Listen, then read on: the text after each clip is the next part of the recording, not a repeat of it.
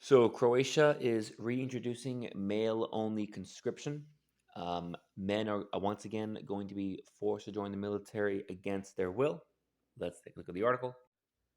So here's the article. I've highlighted that bottom paragraph. The rest is just basically explaining the votes, the parliament vote, and the new law.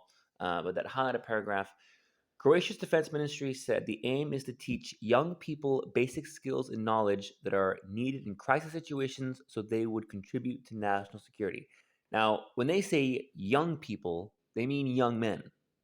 So it's not young people, it's young men, just to point that out. Now, incredibly, the UN has actually flagged this for misandry and anti male discrimination. Take a look. UN report cites anti male discrimination concerns in Croatia's military conscription law. The Office of the United Nations High Commissioner for Human Rights has included the issue of compulsory military service in Croatia in a report prepared for the country's fourth universal blah blah blah. But wow, that is not something I would expect the UN to do. They're one of the most misandristic organizations in the world, so I guess encouraging?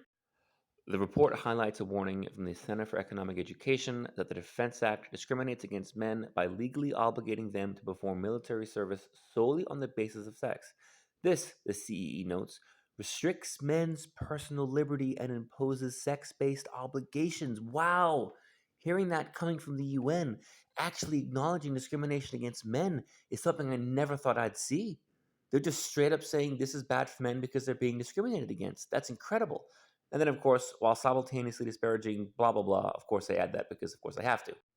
So it is scary time seeing conscription come back. Death to Putin cannot happen fast enough, but encouraging to see the UN actually acknowledge discrimination against men. That was actually kind of shocking to me.